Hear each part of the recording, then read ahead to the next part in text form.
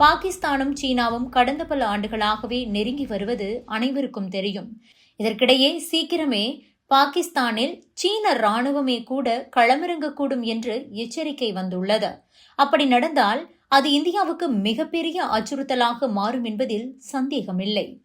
பாகிஸ்தான் நாட்டிலிருந்து சுதந்திரம் பெற விரும்பும் போராளிகள்தான் பலூச் போராளிகள். பாகிஸ்தானுக்கும் பலூச்சிஸ்தானுக்கும் எந்த ஒரு தொடர்பும் இல்லை என்றும் பலூச்சிஸ்தான் தனி நாடு என்று சொல்லி பலூச் போராளிகள் போராடி வருகிறார்கள்.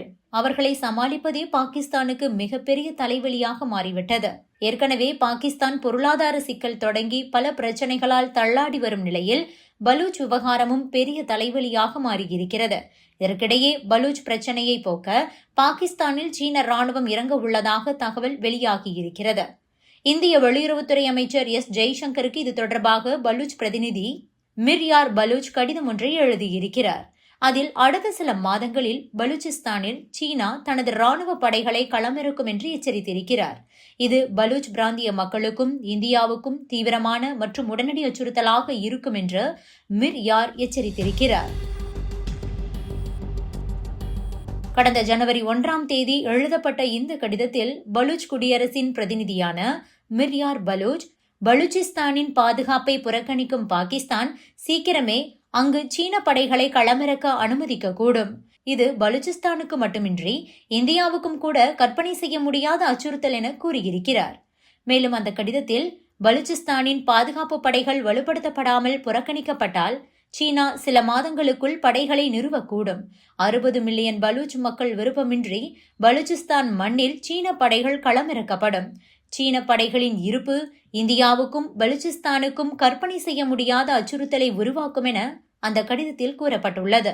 மேலும் சீனா பாகிஸ்தான் பொருளாதார வழித்தடம் குறித்தும் மிர் யார் பலூச் கவலை தெரிவித்திருக்கிறார். பாகிஸ்தான் சீனா இணைந்து உருவாக்கும் CPEC இறுதிக்கட்டத்தை எட்டியிருப்பதாகவும் இது நிலைமையை மேலும் அபாயகரமாக்கும் எனவும் எச்சரித்திருக்கிறார்.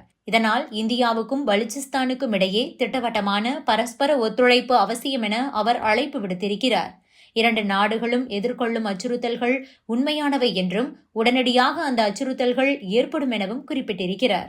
மேலும் இந்தியாவுக்கும் பலூச்சிஸ்தானுக்கும் இடையே பல நூற்றாண்டு கால வரலாறு, கலாச்சார பிணைப்புகள் உள்ளன என்பதை மிர் யார் பலூச் எடுத்துரைத்திருக்கிறார். நனி மந்திர் போன்ற புனித தளங்கள் பகிரப்பட்ட பாரம்பரியத்தின் சின்னங்களாக உள்ளதாகவும் அவர் குறிப்பிட்டிருக்கிறார். அது மட்டுமின்றி பஹல்காம் தாக்குதலுக்கு எதிராக பாகிஸ்தான் மற்றும் ஆக்கிரமிப்பு காஷ்மீரில் இந்தியா ஆபரேஷன் சிந்தூரை நடத்தியது அனைவருக்கும் தெரியும். இதில் தீவிரவாத முகாம்கள் அழிக்கப்பட்டன. அதை குறிப்பிட்ட மிர் யார் இந்த நடவடிக்கைகளுக்காக இந்தியாவை பாராட்டினார். பிராந்திய பாதுகாப்பு மற்றும் நீதிக்கான முன்மாதிரியான தைரியத்தையும் அசைக்க முடியாத உறுதிப்பாட்டையும் இந்த செயல் வெளிப்படுத்தியிருப்பதாக குறிப்பிட்டிருக்கிறார். Subscribe to One India and never miss an update.